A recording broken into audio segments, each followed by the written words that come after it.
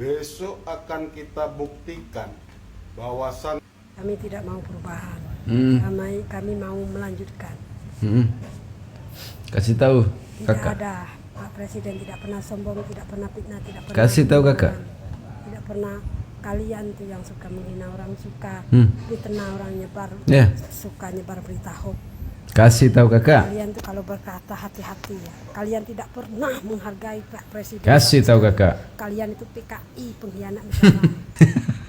Marda. besok akan kita buktikan bahwasan Perubahan apa Pak Gundul? Perubahan yang kemarinnya dia ngumpetin beras, nanti ngumpetin duit gitu, itu yang Iya. disebut perubahan. Makan dulu, kalau nggak makan itu nggak sehat. Ya. Otak pun nggak waras, makanya harus makan dulu biar sehat, biar waras otaknya. Ya. ngomong semacam ini akan kita pecat sebagai pelayan di negeri ini. Halo si botak, sok tahu, sok kuat, sok pintar, dasar manusia kurang pekerjaan. Emangnya lo siapa mau pecat presiden? Iya, iyakan saja. Jangan berkuar-kuar di media. Iya. Kalau memang lo berani, ayo turun gunung. Jangan cuma di media. Lo jual, gue beli. Asik. Nggak ngutang. Asik. Assalamualaikum warahmatullahi wabarakatuh. Gimana kabarnya teman-teman semua? Semoga dalam keadaan sehat walafiat ya. Saya doakan teman-teman semua yang sekarang punya usaha sudah menemukan solusinya, dan yang masih jomblo saya doakan teman-teman semua sudah menemukan pasangannya. Jadi pembuka tadi ya, ada yang mau pecat presiden kita katanya. Tapi sebenarnya kalau kita mau sabar aja, sebentar lagi nih Bapak Presiden mau turun juga ya. Akan digantikan dengan Prabowo Gibran. Tapi ini ada video yang menarik sebetulnya. Ini nanti ada video yang menarik tentang salah satu keterangan yang begitu saya dengar ini sangat begitu kaget ya mendengar penjelasan dari Hasan Hasbi ya tentang salah satu calon presiden yang kemarin mengadakan pertemuan di salah satu negara. Jadi itu menarik, nanti akan kita tonton bersama. Jadi saya tidak mau panjang lebar sebetulnya, nanti videonya saja yang menjelaskan. Jadi gimana videonya sebetulnya? Yuk kita saksikan bersama-sama. Ini dia videonya. Ini ya. Hasan Nasbi ini tentang penjelasannya tentang salah satu calon presiden kemarin. Ini Untuk dia. Gaza dia ketemunya, untuk Palestina pasti dia beritakan. Ya. Calon nih Calon. ketemu dengan dubes Israel untuk Singapura. Ilai siapa tadi? Ya itulah Ilai Ilai Hazan. Hazan. Kalau misalnya itu untuk Palestina pasti dia Ya. beritakan. Kalau dia nggak beritakan berarti ngomongnya soal lain. Pulang-pulang tiba-tiba dia sudah tolak IKN, tolak hilirisasi dia. Oke. Jadi larinya ke situ. Iya, foto-foto paspornya kita punya. Iya. Enggak, maksudnya isunya jadi soal Iya. tolak IKN. Itu tolak difasilitasi oleh agen asing, Ya. agen Singapura yang lagi covernya jadi advisor ekonomi di salah satu provinsi di Sumatera. Ya. Dan Tapi kita nggak mau glorifikasi itu. dan tim ahlinya atau tim pakarnya itu yang nolak hilirisasi itu. Ya. Iya kan. Nah, itu kan. Jadi bayangkan gitu. Maksud kita punya banyak peluru. Ya, kita Tuh, punya kan. banyak amunisi. Bahkan ada kasus yang sudah jadi Ya. kasus gitu loh. Nggak kita pakai kok. Jadi hati-hati lah ya. Jadi kalau memang mau amannya saja sudahi saja lah. Karena ini ternyata seperti dibilang Pak Hasan tadi masih banyak pelurunya yang masih belum dipakai ini ya. Tapi yang mendengarkan ini khususnya anak-anak abah ini pasti tidak mungkin. Nah ini karena pasti ini ya pasti itu. Tapi biar waktulah saja yang menjelaskan ya, yang menjawab semuanya. Saya juga tidak mau berpanjang lebar, ini sensitif kayaknya ini ya. Tapi dengan video tadi sudah jelas kok ya gimana, dan beliau menjelaskan pasti nanti akan bisa dipertanggungjawabkan. Kita lanjut ke video berikutnya saja. Ini dia. Itu pendukung lu yang berhalusinasi. Masa Ya. lu kagak paham? Bro, kami tidak pernah Kita berhalusinasi. dibilang berhalusinasi. Terbukti dari masa pencalonan hingga sekarang ini kami pendukung para 02 itu tidak pernah berhalusinasi. Kasih tahu kakak. Karena kami yakin menang. Ya. Yang banyak berhalusinasi itu terbukti di media massa Ya. bahwa pendukung 01 yang punya suara tidak mencukupi tapi joget mau joget buat fiti-fiti yang sindir menyindir. Ya. itulah kalian banyak berhalusinasi. Bahkan kami tidak pernah menangis teriak menang apa. Kami tidak pernah berhalusinasi seperti itu.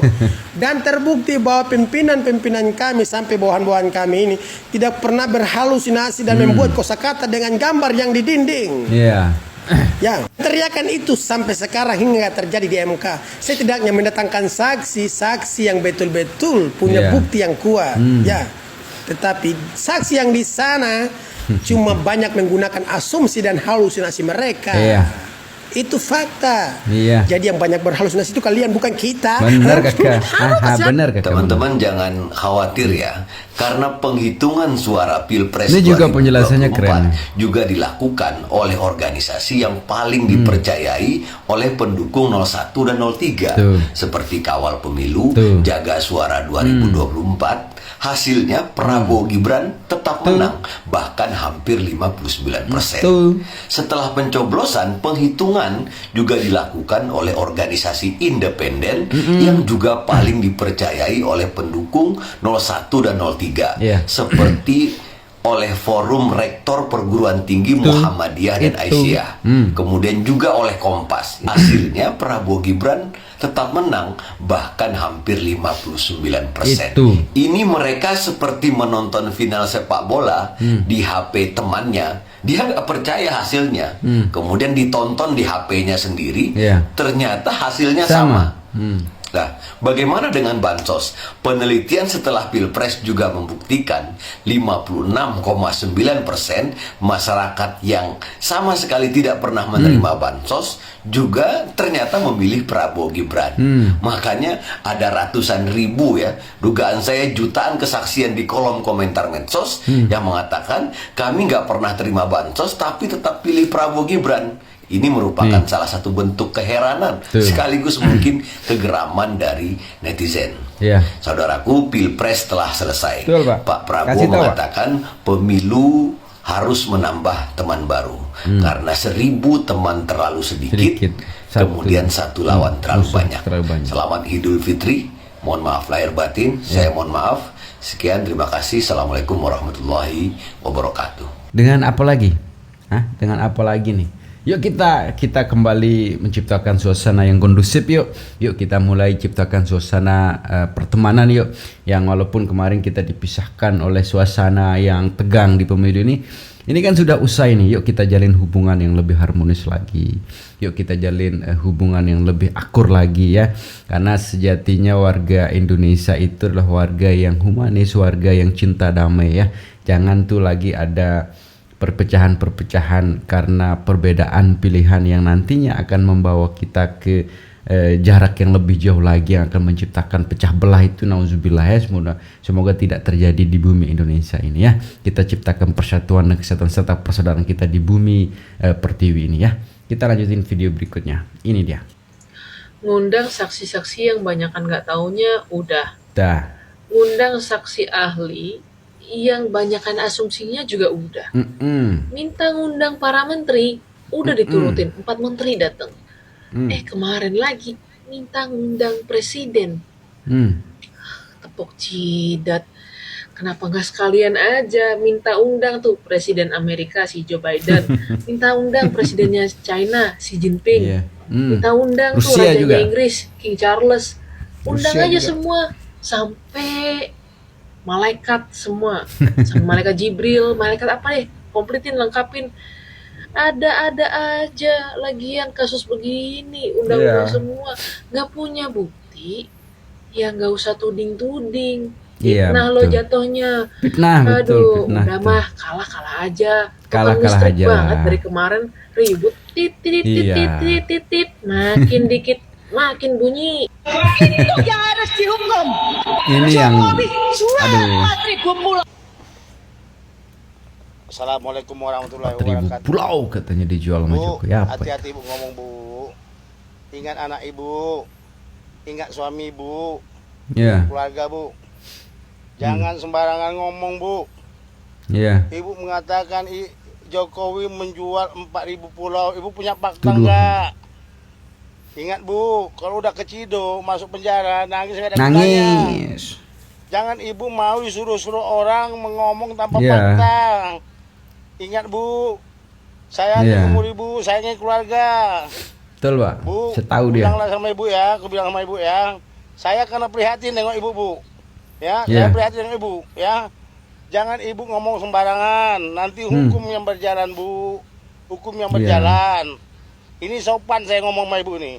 Kalau bisa, ibu pikirkan sekali lagi ngomongan ibu nih. Ya, kalau bisa Bu, kembali ibu ke jalan benar. Jangan sekali-kali ibu memberitakan atau menceritakan hal-hal yang nggak ada faktanya sama ibu. Betul. Nggak ada bukti sama ibu, jangan. Nggak ada bukti. Kasihan aku dengan ibu Bu. Ya. Tolong Bu ya. Itu ya. Jadi omongan itu nanti dipikir-pikir dulu baru dikeluarkan. Kalau kita berbicara di luar fakta itu akan jadi bumerang untuk kita tuh.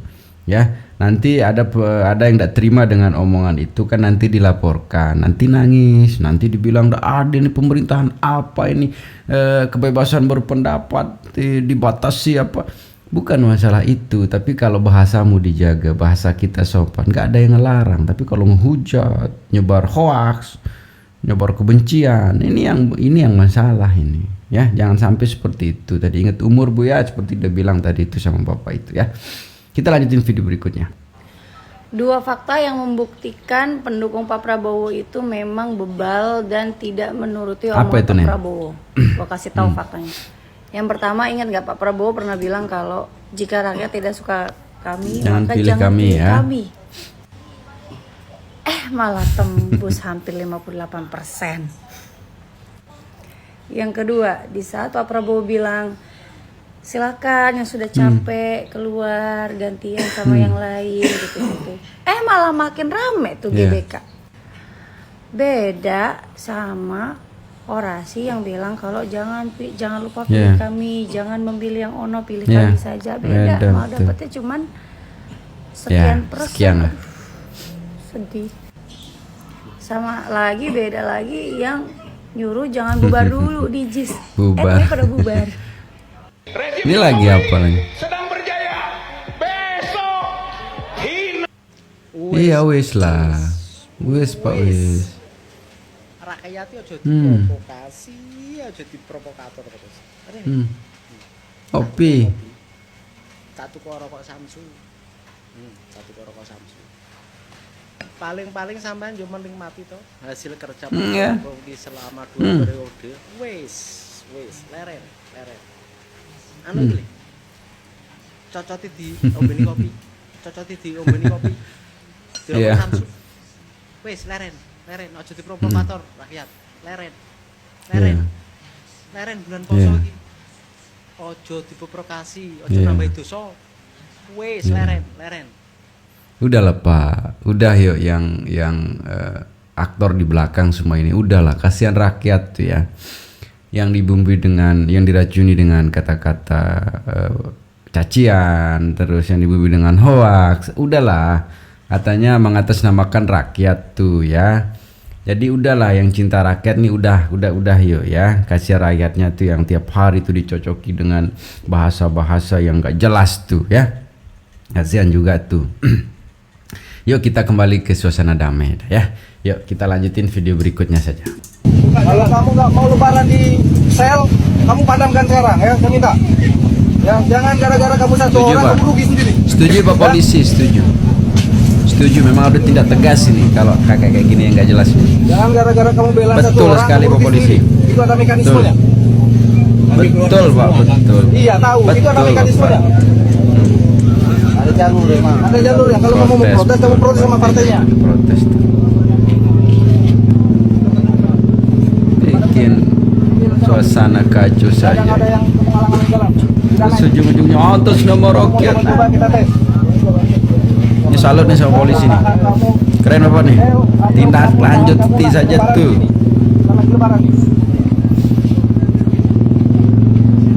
Yang tidak merasa kepentingan, silakan meninggalkan tempat Pak. Yang tidak merasa punya kepentingan, silakan meninggalkan tempat. Apa lagi? Ingat emang masih anu ya? Kerja Abang Pak Prabowo penculik Wah kayak gini nih. Pertanyaan saya yang pertama. Masih laku ya? Pernah nggak Abang diculik sampai Abang bisa mengatakan bahwa Pak Prabowo itu? Kasih tahu Bang. Masih laku ya kayak gini. memang pada saat peristiwa 1998 abang ada gitu di sana, abang jadi saksi gitu, abang merasakan gitu. Kemudian yang ketiga yang paling utama, kalau benar Pak Prabowo penculik, kenapa tidak dibawa ke ranah hukum? Jalannya ada loh. Pak Jokowi itu presiden di luar Gerindra, partainya PDIP, yang sekarang mengusung Pak Ganjar dengan wakilnya Pak Mahfud MD, seorang Menko Polhukam. Kenapa kalian sebodoh itu? Kasus ini tidak dibawa ke pengadilan, biar terbukti Pak Prabowo bersalah. Lumayan berkurang satu kontestan. Betul. Beberapa tahun yang lalu Anies Baswedan mengatakan bahwa Prabowo Subianto merupakan sosok kenegarawan. Namun saat ini berbanding terbalik. Berarti dapat kita artikan penilaian seorang Anies Baswedan tergantung pada kebutuhan politiknya. Ketika dia sedang butuh dengan seseorang, maka kata-kata manis yang dikeluarkan. Namun saat ini ketika dia berlawanan dengan lawan politiknya, maka dia berikan penilaian yang rendah. Sama seperti sambutan yang disampaikan oleh Bapak Anies setelah debat Cawapres. Beliau mengatakan bahwa wakilnya Gus Imin menghargai lawan bicaranya, tidak merendahkan lawan bicaranya, beretika terhadap lawan bicaranya, tanpa dia sadari kemarin mengajak paslon lain untuk memberikan penilaian, kemudian memberikan penilaian yang amat rendah. Apakah itu bukan termasuk merendahkan?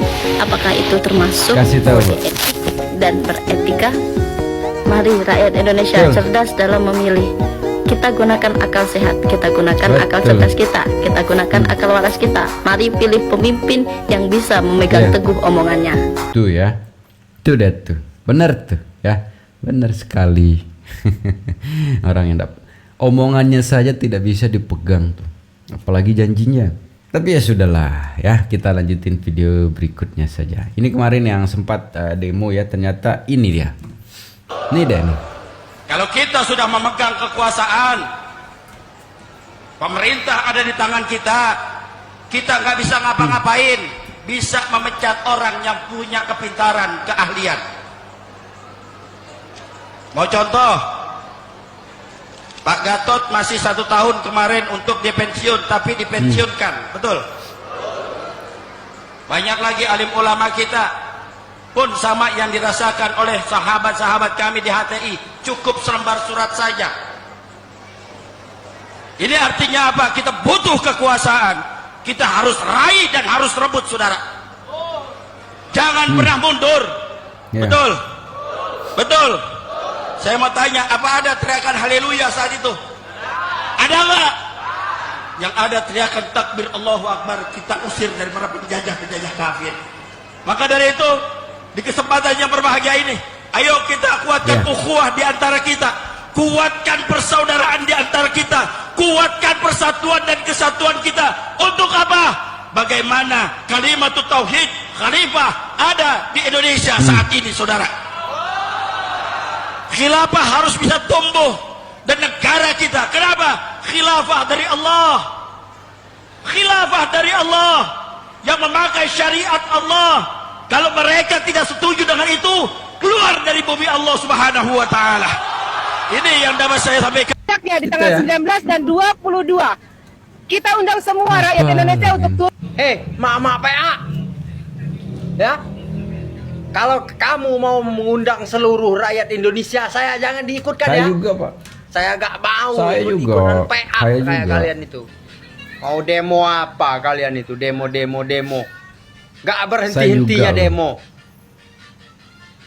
Demo terus dari demo pemilu curang, demo bansos, demo apalagi ini, demo sudah di MK. Jangan diikut-ikutkan ya. Kalau kamu mau mengajak seluruh rakyat Indonesia, saya jangan diikut-ikutkan. Tidak ada juga yang mau. Dengar. Tidak ada yang mau juga. Kuping kalian pasang, jangan diikut-ikutkan saya ya. Saya gak mau ikut-ikutan PA kayak kalian itu. Yang demo-demo itu PA kalian itu, tahu gak PA? Jangan ikut-ikutkan saya. Awas kalian ikut-ikutan saya. Kukocoh kalian kalau ikuti saya. Jadi kalau orang-orang sombong semacam ini lagi akan kita pecat sebagai pelaku. Bos, kau telisik dulu kebenaran berita itu, baru bikin statement, bikin komentar di TikTok ini ya, kena bully kau nanti. Media sosial ini kejam bos, ya orang sombong pula kau bilang. Nah, sampai detik ini tak ada mana kekuatan rakyat yang kau bilang itu. Badan aja besar. Baca dulu semua berita, baca semua, cari tahu dulu kebenarannya, baru kau ngomong ya.